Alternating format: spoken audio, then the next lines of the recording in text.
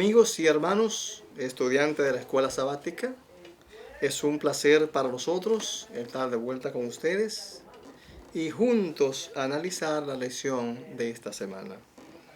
En esta semana que concluye hoy, nosotros estuvimos estudiando la lección titulada Jesús, el Espíritu Santo y la oración, donde nosotros aprendimos el papel del Espíritu Santo en la vida de Jesús, cómo Jesús se dejó guiar por el Espíritu Santo, de tal forma que el Espíritu fue el fanal que guió su ministerio.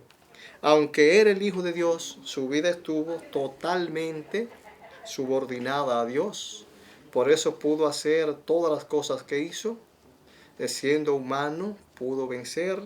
Así que nosotros tenemos en Jesús un ejemplo.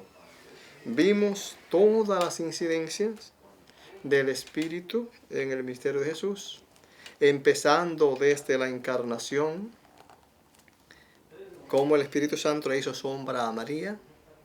Vimos también en ocasión del bautismo de Jesús, cómo Jesús oró, el cielo se abrió y el Espíritu Santo descendió corporalmente sobre Jesús, cómo lo ungió para el ministerio. Y de ahí ustedes estudiaron todo lo que hizo el Espíritu Santo en la vida de Jesús. De igual forma también aprendimos el papel preponderante de la oración en la vida del cristiano. Vimos que nuestras vidas deben ser vidas de oración. Vimos el mismo ejemplo. Vimos en Jesús una persona de oración y al final vimos un vencedor. Así que si nosotros queremos vencer, dependamos entonces de la oración.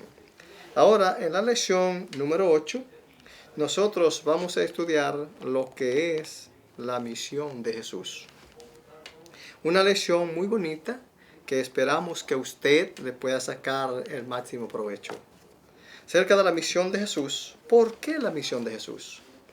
Ese hombre que Dios hizo a su imagen y semejanza. Este hombre, recuerden que este hombre debía depender de Dios. Dios lo hizo con libre albedrío. De él dependía si mantenía esa relación con Dios o si se alejaba. Así que entonces el hombre, ese hombre que Dios creó a su imagen, conforme a su semejanza, ese hombre santo, perfecto, sin mancha, este hombre escogió un camino extraviado.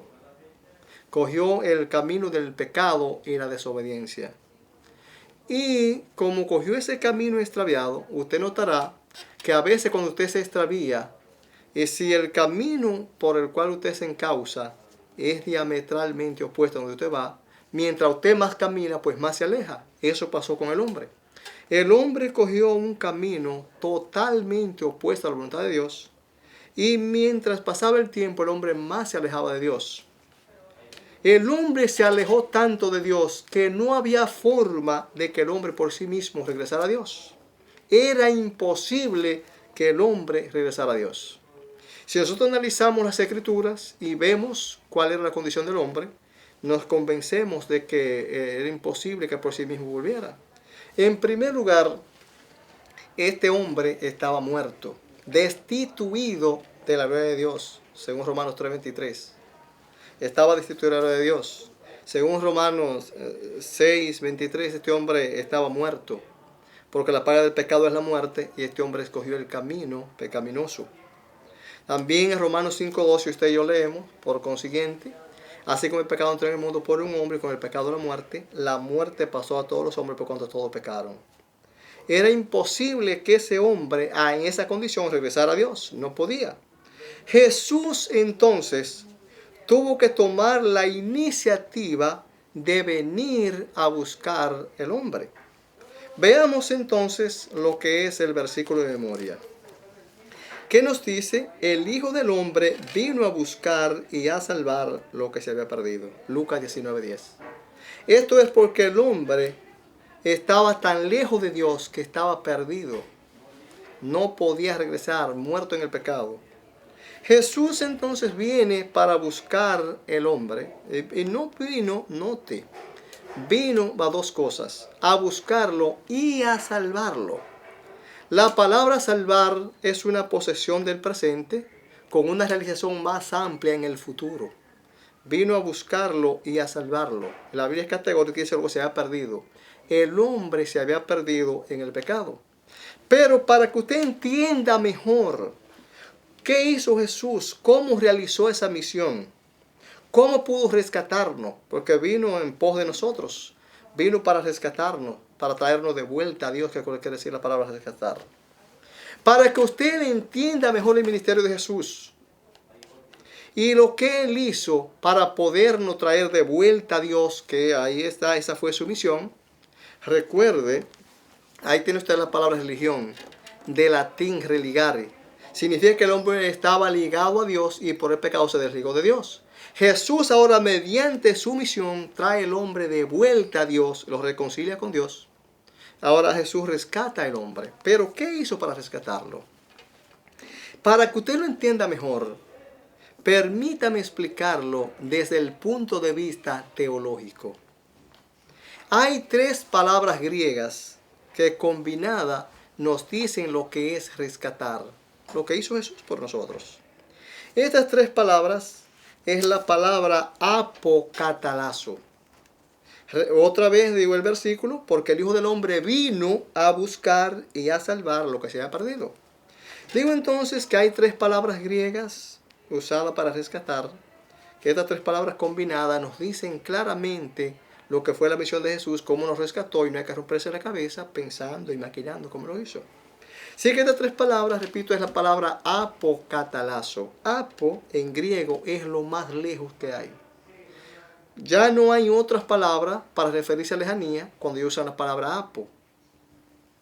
Kata, que es la segunda palabra, es lo más bajo que hay. Cuando se usa la palabra kata, ya no hay otra palabra para referirse a profundidad, sino la palabra kata indica cuán bajo, cuán profundas están las cosas. Y la tercera palabra, la palabra lazo, tiene la idea de una cuerda que se usa para extraer. Entonces Jesús vino desde lo más alto hasta lo más bajo y nos extrajo a nosotros del pecado donde estábamos sumidos con esa cuerda de amor, con esa misericordia que solo Dios puede hacerlo. El amor de Dios que nos da todas las cosas a cambio. Ese amor incomparable que aparece en Juan 3:16, porque de tal manera amó Dios al mundo, que dio a su Hijo unigénito para que todo aquel que en él cree no se pierda, más tenga vida eterna. Con esa cuerda de amor nos extrajo a nosotros donde estábamos sumidos en el pecado. Así que de esa forma realizó Jesús su misión. Así vino, nos buscó, nos salvó y hoy nosotros esperamos en Él. Estamos esperando su segunda venida. Vamos entonces a lo que es la parte del domingo, la parte de domingo 17. Aquí vamos a estudiar la oveja perdida y la moneda perdida. La cita que encontramos está en Lucas 15, 4 al 7 y luego 8 y 9. Lo leo. Dice acá esta cita: ¿qué hombre de vosotros, teniendo 100 ovejas, si pierde una de ellas, no deja la 99 y vuelve, deja la 99 en el desierto y va tras la que se perdió hasta encontrarla? Y cuando la encuentra, la pone sobre sus hombros y gozoso al llegar a casa, reúne a sus amigos y vecinos diciéndoles: gozaos conmigo, porque he encontrado mi oveja que se había perdido. Os digo que así habrá más gozo en el cielo que por un pecador que se arrepiente. Que por 99 justos que no necesitan arrepentimiento. Como nosotros podemos ver aquí, hermanos, cuando analizamos el capítulo 15 de Lucas, nosotros encontramos que la crítica de los fariseos a la abierta asociación de Jesús con reconocidos pecadores y gente socialmente repudiada, dio lugar a 3 parábolas que muestran el amor de Dios hacia los pecadores y su actitud diametralmente opuesta a los que se creían justos. Por eso cuando usted analiza esta parábola, es fácil entender, cuando usted analiza las 3 parábolas, que los fariseos, antes voy a leer también la de la moneda perdida, que están las 2, para explicar las 2, para que usted lo entienda mejor. Dice entonces los versículos 8 y 9 de lo siguiente.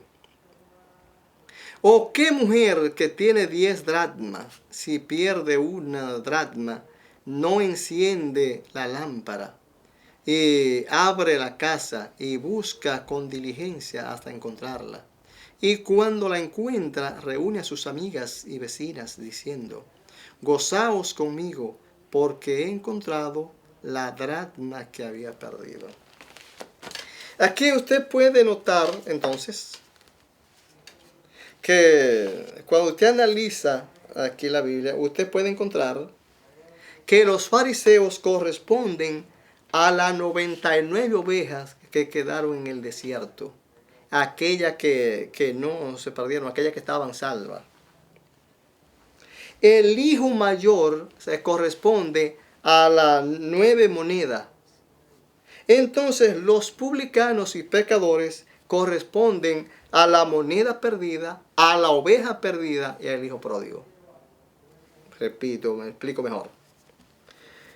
En la parábola Jesús dice algo que ellos conocían. A veces con mucha frecuencia las ovejas se extraviaban.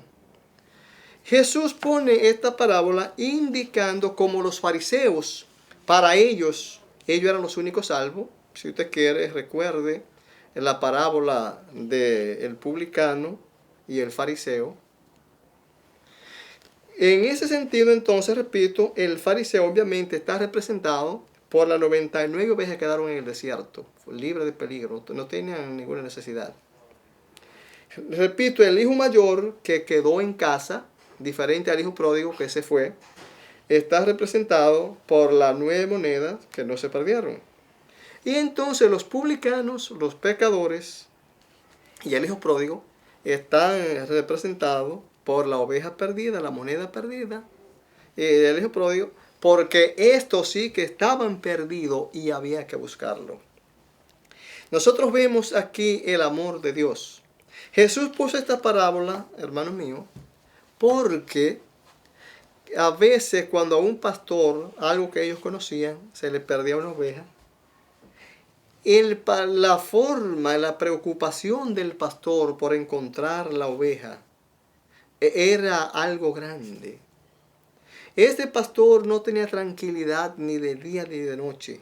Salía por los montes a buscar esa oveja. Ya se había encariñado tanto con ella que la llevaba en lo más recóndito de su corazón. La conocía por nombre. Y el pastor salía a buscarla, llamándola como si fuera una persona, pues ya sabía el nombre. Y la buscaba y la llamaba, tenía un estilo diferente de llamarla, un silbido diferente. Y así el pastor pasaba los días. Y su búsqueda era tan intensa que la buscaba hasta encontrarla. Y cuando la encontraba, el deseo, la alegría era tan grande que no se podía quedar con ella, tenía que compartirla con los amigos y vecinos. Las 3 parábolas entonces indican el amor, la preocupación de Dios por los pecadores y su gozo cuando ellos se arrepienten. Nótelo en las 3 parábolas.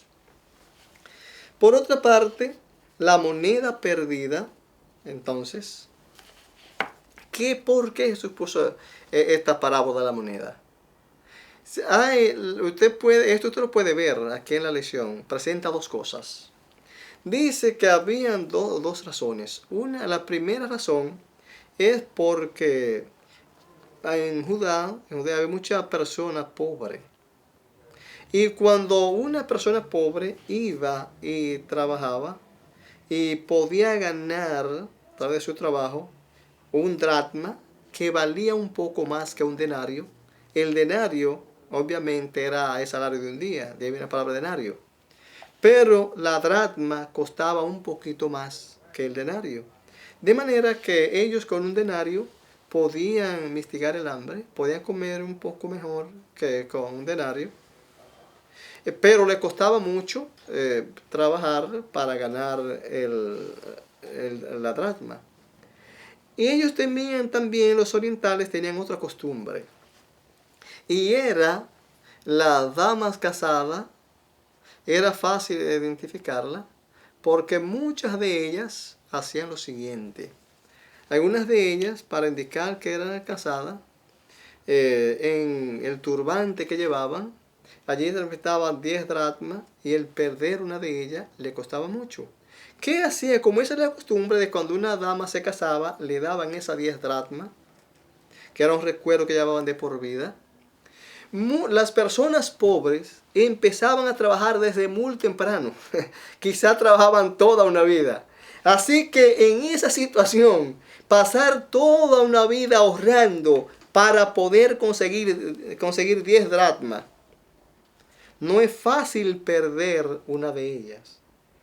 Por eso entonces Jesús en la parábola, usted ve como él muestra, hace evidente el empeño de esa dama por conseguir esa dracma.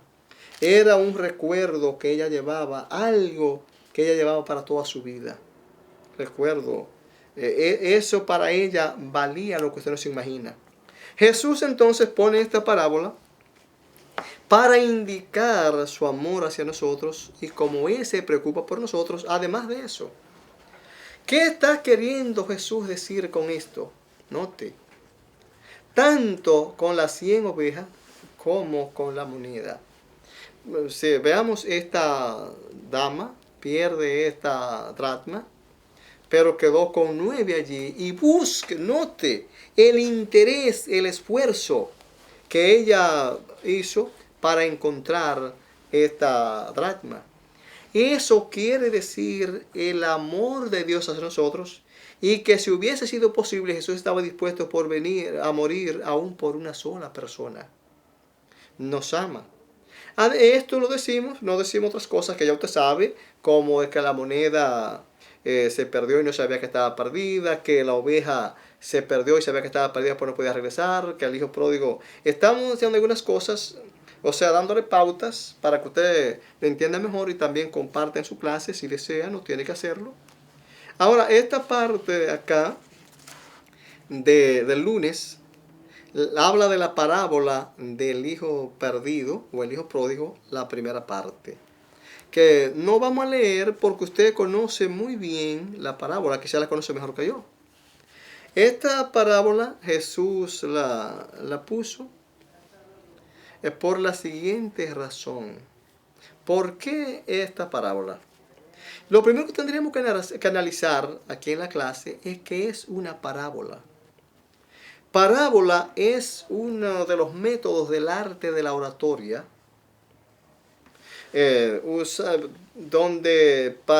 usado para presentar una verdad extraída de la vida corriente mediante el uso de comparaciones. Sí, que ningún otro método de enseñanzas que Jesús hubiese usado iba a causar en las personas el efecto que causó la parábola del hijo pródigo. La verdad dicha de esta manera queda más grabada en la mente de las personas, queda más grabada que una mera exposición didáctica. Por eso Jesús le gustaba hablar así en esta forma. Y Jesús puso esta parábola magistralmente para que nosotros nos demos cuenta el amor de Él hacia nosotros. Cómo Él nos ama. Ese amor incondicional hacia nosotros. Cómo se preocupa Él cuando un alma se pierde. Cómo se preocupa Él por las personas. Aquí, esta parábola, no hay otra forma de explicar mejor la misericordia de Dios hacia el pecador penitente. Ya vemos entonces el gozo que Dios, que produce a Dios poder lograr que una persona se arrepienta. Además, podemos decir que la propuesta del hijo pródigo al padre era contraproducente. ¿Por qué? Recuerde que él dijo, dame la parte de los bienes que me corresponde. Y ya usted ve cómo él se fue y lo gastó perdidamente. A la muerte de un padre, la ley judía decía que al hijo menor se le iba a dar una tercera parte y al hijo mayor la 2/3 parte. Así lo hacían ellos. Además, también el padre, antes de morir, puede dejar un legado. Pero naturalmente eso es lo que se acostumbraba. Cuando el padre moría, darle una tercera parte al hijo menor y al hijo mayor se le daba la 2/3 parte. Una por ser heredero y la otra por ser mayor, por ser el primogénito. No es como dicen algunas personas, yo he oído algunos predicadores, que dicen que, hablando acerca de la primogenitura, que el primogénito heredaba todas las cosas. Tal cosa es mentira. Lo que hacía era que él heredaba una porción mayor. Heredaba por una porción por ser el primogénito y la otra entonces la que le correspondía. De manera que de esas dos segundas partes que a él le tocaban, una era por ser el primogénito, la otra por ser hijo. Que fue lo que pasó, pero eso ocurría cuando el padre moría. Así que en vida del padre, mientras el padre vivía, esto no se podía hacer. Si usted quiere, vayamos entonces a esta parte aquí, la parábola del hijo perdido, parte 2. ¿Qué nosotros encontramos aquí en la parábola del hijo perdido, parte 2? Note que aquí está hablando del regreso. Decíamos que estas tres parábolas tienen como motivo, como propósito, como objetivo, hacernos mostrar a nosotros la preocupación de Dios cuando un alma se pierde, cuando una persona por los perdidos. Y entonces su gozo cuando la persona viene a los pies de Jesús. Usted lo ve con la oveja perdida, con la moneda perdida, y aquí el mayor ejemplo, véalo con el hijo pródigo.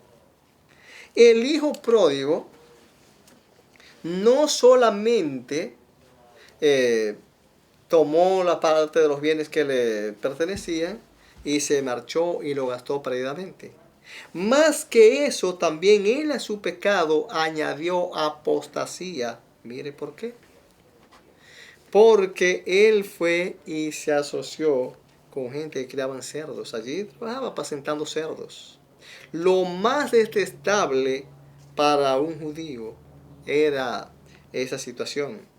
Aquí está la panacea. Aquí demuestra, aquí con esto demuestra el gran amor, la misericordia de Dios a los pecadores.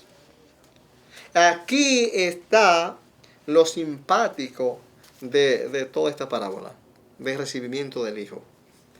No, esta parábola no tendría mucho significado para ellos, quizás para nosotros sí, pero para ellos, si él hubiese estado haciendo quizás otra clase de trabajo, si viene bien vestido, pero decirse que estaba bregando con cerdo y así inmundo, con el mal olor, me imagino que producen los cerdos, correr, besarlo y hacer todo lo que el Padre hizo con él. No hay otra forma de describir la misericordia de Dios hacia el pecador que esta. Ahora, hay otra cosa que analizar con usted. Note, y eso usted lo puede ver acá, en la parábola, cuando el hijo regresó, cuando el hijo decidió volver a la casa. ¿Qué nosotros podemos hacer aquí? Cuando él decidió volver, note lo que él dijo. Dijo, he pecado él primero preparó su discurso. Y dice la Biblia que él volvió en sí. La palabra volvió en sí quiere decir, sin temor a duda, que el pecado es enajenante y hace que el hombre ande de mal en peor. El que está en pecado no razona, está fuera de sus cabales. Por eso hace tantas desgracias. Por eso es capaz de matar a su madre, a su padre, a sus hijos, a todo el mundo. Porque está fuera de sus cabales, está fuera de sí. Entonces, lo primero que tiene que hacer el pecador es volver en sí. Este hombre cuando volvió en sí, entonces fue que se dio cuenta de lo que había hecho. Cómo la vida que él vivía pudiendo estar de otra manera en casa de su padre. Y dijo, bueno, al preparar el discurso, él dice, ahora me levantaré e iré a mi padre. Y le diré, Padre, ya no merezco ser llamado tu hijo, trátame como a uno de tus jornaleros. En primer lugar, reconocimiento. Reconoció quién era él. A medida que nosotros reconocemos quiénes somos nosotros, estamos reconociendo la soberanía de Dios y la fragilidad de nosotros. Ya no merezco ser llamado tu hijo. Trátame como a uno de tus jornaleros. Pero note lo que dice el salmista. El salmista David, él dice en el Salmo 51, que bien concuerda con lo que dijo el hijo pródigo. He pecado contra el cielo y contra ti. David dice en el Salmo 51, contra ti solo he pecado y he hecho lo malo delante de tus ojos. Ahora la pregunta, ¿contra quién pecó? Porque lo que hizo fue que él hizo lo que no debía hacer con el padre. Le dijo al padre, Padre, dame la parte que me corresponde, que de hecho era ilegal. Y se fue y lo malgastó. ¿Y por qué entonces él dice aquí en la parábola, he pecado contra el cielo y contra ti? Hermanos, hay algo que ustedes no podemos perder y que será bueno discutir con nuestra clase. Es que usted y yo nunca jamás podremos ofender a un ser humano sin que ofendamos a Dios. Sí podemos ofender a Dios sin ofender al ser humano, pero ofender al ser humano y no ofender a Dios es imposible. Jesús dijo, cuantas veces lo hicieron a uno de mis hermanos más pequeños, a mí lo hicieron también. Por eso entonces Él dice, he pecado contra el cielo y contra ti. Cuando nosotros entendemos que hemos pecado contra Dios y contra el hermano, esto es interesante porque entonces nos reconciliamos con ambos. Si esto le parece poco, recuerde a José entonces en Egipto. ¿Cómo haría yo este gran mal y pecaría contra mi Dios? Como José estaba claro que el hacerle eso no solamente sería traicionar esa confianza que había depositado Potifar en él, sino también era algo directamente contra Dios. Así que tengamos nosotros esto pendiente entonces, que cuando nosotros hacemos algo a los hermanos, también se lo estamos haciendo a Dios. Así que esta parábola nos muestra entonces, número uno, que cuando el Espíritu Santo nos habla y nos convence que somos pecadores, nosotros inmediatamente debemos actuar. Él tan pronto como volvió en sí y escuchó la voz del Espíritu, vio su condición, el Espíritu Santo le reveló su pecado, él no escatimó esfuerzo, fue al Padre. Así vayamos nosotros a Dios con la seguridad que Él nos va a recibir, no importa lo que hayamos hecho. Aquí entonces, en la parte del miércoles, nosotros aquí vamos a estudiar oportunidades perdidas. ¿A qué cree usted que se refiere? Aquí está hablando de una parábola que usted y yo conocemos muy bien, la parábola de Rico y Lázaro. No note que nosotros aquí en este estudio no leemos el folleto, todos los comentarios, para dejar una tarea a usted, que usted lo haga. Solamente tomamos el título de la lección y hacemos un comentario del estudio de la lectura, lo que tiene que ver, para que usted lo entienda mejor. Así que aquí entonces, ¿por qué el título Oportunidades perdidas? Este hombre tuvo varias oportunidades que perdió y después la quería reclamar cuando ya no había tiempo. Número 1, recuerde, este hombre era un afortunado. Como empecé diciendo la parábola, si quiere, la leo en su comienzo y usted termina después. Note cómo empieza diciendo la parábola. Está empezando en el 16 el 19:31. Y empieza diciendo: había un hombre rico que se vestía de púrpura y de lino fino y hacía cada día banquete con esplendidez. Ya usted ve la forma de este hombre. Cómo hacía banquete, y no así, banquete con esplendidez. Tenía de todo. Tremenda oportunidad. Allí el dinero bien usado es una bendición. La riqueza no es mala. La forma en cómo nosotros usamos esas bendiciones, que a veces la usamos para maldición. ¿No le parece a usted, no ve usted algo relacionado con lo del joven rico? ¿Ve usted como el joven rico que estaba tan interesado en la salvación vino a Jesús y pese a que había dicho que guardaba los mandamientos, cuando Jesús le preguntó, sin embargo, después demostró que no? Cuando Jesús le dijo, vende lo que tiene y dalo a los pobres y ven, sígueme. Si guardaba los mandamientos, y la Biblia habla en los mandamientos, amar al prójimo como a ti mismo, este hombre amó más su riqueza que a los pobres que estaban tanto en ese tiempo, y que al mismo Dios también. Así que este hombre, de aquí de la parábola, de Lucas 16, él tuvo tiempo de haber usado su dinero y haberlo compartido.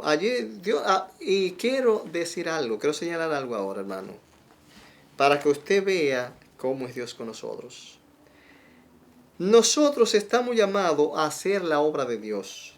Y Dios a veces nos pone la cosa en nuestras manos y mire cómo nosotros la despreciamos. A veces usted va por un camino y no piensa desviarse por nada en la vida. Pero Dios en su misericordia, hay un hijo suyo que está necesitando algo, quizás usted va por la Quinta Avenida, y hay un hijo suyo que está en la Cuarta, pero necesita algo. Dios a veces le pone en la mente a usted y usted no sabe por qué y lo desvía para que usted se encuentre con esa persona, porque usted puede solucionar el problema de esa persona y a veces nosotros rehusamos. Repito, Jesús dijo que eso no es lo que estamos haciendo a esa persona, Jesús dijo que es a él. Allí el rico desperdició la oportunidad de ayudar a este pobre que estaba aquí, a este mendigo, de agradar a Dios, porque hay que dar al pobre, a Jehová presta y Jehová es pagador, Jehová paga. Entonces, primera oportunidad perdida. Después entonces, según la parábola, cuando él abre, la parábola dice lo siguiente. Dice, sucedió que murió el mendigo y fue llevado por los ángeles al seno de Abraham. Y murió el rico y fue sepultado. Y estando en el Hades, la palabra Hades en griego quiere decir sepulcro. Estando en el sepulcro, en otra palabra, abrió los ojos y miró al cielo y vio allá a Lázaro en el seno de Abraham. Y según la parábola, que repito que Jesús puso esta parábola, aprovechando su propia cultura, su creencia, para darle el mensaje que estamos analizando en esta tarde. Entonces, desde allí él vio ahora el papel completamente diferente. Vio que ahora el rico, el pobre, aquel mendigo, él le llevaba ventaja a él, porque él estaba en el seno de Abraham. Si para nosotros, como podemos entender mejor, estaba en la gloria. Y Jesús dice que él estaba, en la parábola dice que él estaba allí en el tormento, en una llama de fuego. Entonces él dijo, Padre Abraham, envía a Lázaro para que moje sus dedos en agua y refresque mi lengua, porque estoy atormentado con esta llama. Dios le dijo, Abraham le dijo, no. Recuerda que recibiste tu bien en vida y Lázaro también males. Ahora este es consolado aquí por la bendición de Abraham, mientras que tú estás siendo atormentado en esa llama. Y dice, no, pero mira, por favor envíalo. Porque yo tengo 5 hermanos para que ellos no vengan aquí a este lugar de tormento. Abraham dice, bueno, aunque alguien se levante de los muertos, no lo persuadirá. Ahora es cuando él está, note ahora lo de él, ahora él está completamente diferente. Esa oportunidad que él perdió de estar allá juntamente con Lázaro, eso es siguiendo la parábola. ¿Me entiende? Amigos lectores, de la escuela sabática, ¿me entiende? Que es una parábola y estamos analizando la parábola según el contexto que Jesús lo puso. Ahora, él perdió la oportunidad de haber estado allá con Lázaro. Si hubiese compartido su pan con el hambriento, ¿cuál es el ayuno que yo escogí? No es que parte tu pan con el hambriento y al menesteroso hospede, también a los huérfanos y a aquellos que anden errantes hospede en casa, que ayude al huérfano. Sí, bueno, este hombre perdió una oportunidad que cuando la estaba reclamando ya era imposible. ¿Cuál es entonces, ya redondeando aquí el mensaje que Jesús quiere dar? El mensaje que Jesús quiere dar en la parábola es lo siguiente, que lo que nosotros tenemos que hacer ahora mientras estamos vivos. Hoy es el tiempo aceptable, hoy es el de salvación. Si alguno oyere su voz, no endurezca su corazón. Hoy es cuando usted y yo debemos entregar nuestras vidas a Dios. No sabemos si mañana será tarde. Buscar a Dios mientras pueda ser hallado y llamarle en tanto que está cercano. ¿Será que Dios hoy está aquí, mañana estará en otra parte? Es como nosotros, es nómadas. No, hermano, lo que quiere decir, Dios siempre estará en su trono. Lo que estamos vivos hoy, podemos estar muertos mañana, somos nosotros. Como no sabemos cuándo la muerte vaya a ser nuestra última oportunidad, debemos buscarlo hoy y no tratar de buscarlo ya después. Después de la muerte nada hay que hacer. Con la muerte todo termina. Porque los que viven saben que han de morir. Mas los muertos nada saben, nada oyen, nada ven, ni tienen para ojo, pues su amor está puesto en olvido. Su odio y su envidia feneció ya. Sí, repito entonces lo que nosotros debemos hacer aquí es entonces buscar de Dios ahora. Lo que la ley dice, buscar la salvación con temor y temblor. No desperdiciar el tiempo. Y en la parte del jueves, será la parte del miércoles, la parte del jueves, entonces, aquí era ciego y ahora veo. Vamos a ver qué nos dice la Biblia en Lucas 18, 35 al 43. Lucas 18, 35 al 43. Nos dice la palabra de Dios de la siguiente manera. 35, 34, ok. Aconteció que acercándose Jesús a Jericó, un ciego estaba sentado junto al camino mendigando. Y al oír a la multitud que pasaba, preguntó qué era aquello. Y le dijeron que pasaba Jesús Nazareno. Entonces dio voces diciendo, Jesús, hijo de David, ten misericordia de mí. Y los que iban delante le reprendían para que callase, pero él clamaba mucho más, Hijo de David, ten misericordia de mí. Jesús entonces, deteniéndose, mandó traerle a su presencia. Y cuando llegó, le preguntó, diciendo, ¿qué quieres que te haga? Y él dijo, Señor, que reciba la vista. Jesús le dijo, recíbela, tu fe te ha salvado. Y luego le seguía glorificando a Dios. Y todo el pueblo cuando vio aquello, dio alabanza a Dios. Aquí nosotros vemos entonces, dice la Biblia, Jesús iba para Jericó. Y cuando ya Jesús estaba para entrar a Jericó, allí había un ciego junto al camino, el ciego de nacimiento. Si usted lee a Marcos, le dice que era Bartimeo. Y este ciego está allí, una persona desafortunada, una persona que anda a tienta. Este ciego dice, cuando oye la multitud, preguntó qué era eso. Le dijeron que era Jesús de Nazareno que iba pasando por allí. Él entonces, aunque estaba impedido de la vista, no veía, pero sí podía hablar. Así que él entonces usó el recurso que tenía y empezó a clamar. Me imagino, quizás no sabía exactamente la dirección donde estaba Jesús ubicado, pero él, Jesús, hijo de David, ten misericordia de mí. Jesús, hijo de David, ten misericordia de mí. Qué verdad, qué hombre que estaba claro de lo que estaba diciendo. Qué hombre tan sincero. Qué enseñanza nosotros vemos aquí. En primer lugar, este hombre reconoce a Jesús.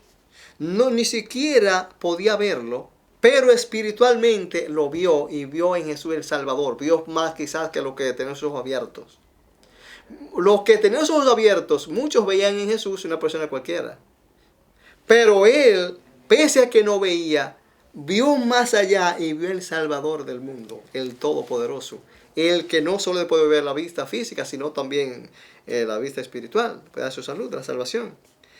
Por lo que dijo Jesús, hijo de David, ten misericordia de mí. Quisiera analizar con ustedes brevemente lo que significa la palabra misericordia, que es la que cabe aquí. La palabra misericordia viene de una palabra griega, la palabra eleo, que la misma palabra se usa para compasión. Misericordia es una palabra que viene tiene que ver con la forma mísera del individuo. Ahí viene la palabra misericordia, de la forma mísera de nosotros. Por eso que Dios es misericordioso, porque se compadece de nuestra necesidad, de la forma mísera que son usted y yo. ¿Qué forma? Habrá un miserable, con el respeto que merecen los ciegos, más que una persona en esta condición, hermano, una persona que no puede ver. Impedido aún de caminar a ciencia cierta, tiene que andar a tienta. Quizás de tener los hijos y nunca poder verle, nunca poder tener el privilegio de verle, tener su esposa y no poder verle. A sus amigos que amaba no poder verle, a sus padres no poder verlo, en ciego de nacimiento. Cuando el ciego de nacimiento no ha visto nada. Quizás, tal vez, curioso, intrigado por conocer cómo es el mundo, cuántas cosas, y oír hablar de cuántas cosas bellas y no poder verla. Habrá una persona habrá otras palabras que dé más en el blanco que esa. Ten misericordia de mí. A veces que Dios es misericordioso. Aquí el griego usa la palabra elemón. Mientras que eleo misericordia, elemón es misericordioso. Así que entonces ese misericordioso, ese que tiene misericordia de nosotros, se detuvo para escuchar al ciego. Mientras la gente lo reprendía, Jesús quiso escucharle. Y este hombre, a veces nosotros pedimos cosas que no necesitamos. Este hombre pidió lo que necesitaba. Y cuando nosotros pedimos lo que conviene, Dios nos lo da. Jesús le preguntó a este hombre, ¿qué es lo que quieres? ¿Por qué me llamas? ¿Qué tú quieres? Él dijo, Señor, que reciba la vista. Entonces Jesús lo alabó por su fe y el hombre recibió su vista. El hombre fue sano y salvo. Y recuerden que estamos hablando de la misión de Jesús. Ahora, ¿cómo dijo Jesús cuál sería su misión? Recuerde que entre ellas Jesús dijo que el Espíritu Santo estaba sobre él, que lo había ungido. Una de las cosas que dijo fue para abrir los ojos a los ciegos. O sea que el hombre tampoco estaba equivocado. Si cabe el término, permítame llevarse a un término legal que usted puede conocer. Vamos a decir, aunque Dios nosotros no obligamos para hacer las cosas, pero vamos a decir que las leyes de aquí quizás contemplen que el que se dé un golpe en una mano o donde sea, le vamos a dar $100,000. Si las leyes lo contemplan y a usted le pasa eso, y usted va y está dentro de la ley, no se hace como usted, porque está allí en el código. De manera que el hombre, este ciego, él estaba claro. Jesús ya había dicho de antemano que vino para dar vista a los ciegos. Si es que este hombre estaba dando en el blanco, vino a Jesús para que Jesús realizara su misión con él. Y Jesús le devolvió la vista. Sí, hermanos, ¿cuántos de nosotros a veces somos ciegos espirituales? Y aquí habla de un ciego de nacimiento y lo contrasta con un ciego espiritual que hay aquí, refiriéndose entonces a Zaqueo, que es la otra parte de más para abajo, y con el cual tuvo que hablar el versículo de memoria, cual Jesús le dijo, porque el Hijo del Hombre vino a buscar y a salvar lo que se había perdido. Aquí nos habla de Zaqueo, ya usted conoce la vida de Zaqueo, un cobrador de impuestos, una persona que a veces cobraba de más y se llenaba la faltriquera, como la gente no tenía buen concepto de ellos, porque a veces robaban. Bueno, el mismo nombre lo indica, Zaqueo, un saqueador. Jesús tuvo misericordia de él también y lo salvó. Así que no importa nuestra condición, la lección de esta semana nos dice que Jesús vino para salvar a los pecadores. Ahora, ¿qué debemos hacer usted y yo? Lo primero que usted y yo debemos hacer es lo que dijo Pablo, que Jesús vino al mundo para salvar a los pecadores, de los cuales él era el primero, dijo él. Cuando es así, entonces entendamos que Jesús vino para salvarnos, que vino para realizar su misión y que vino a buscar y a salvar lo que se había perdido, y ahí pongamos nosotros entonces, como personas perdidas, que Jesús vino a buscarnos y a salvarnos. Y ahora estemos claros que ya nos buscó, nos encontró, nos salvó en su primera venida, nos entró a su reino de gracia, y en su segunda venida vendrá para llevarnos a su reino de gloria. Que Dios le bendiga y que esta clase de esta semana pueda ayudarle a usted y a los miembros de su clase.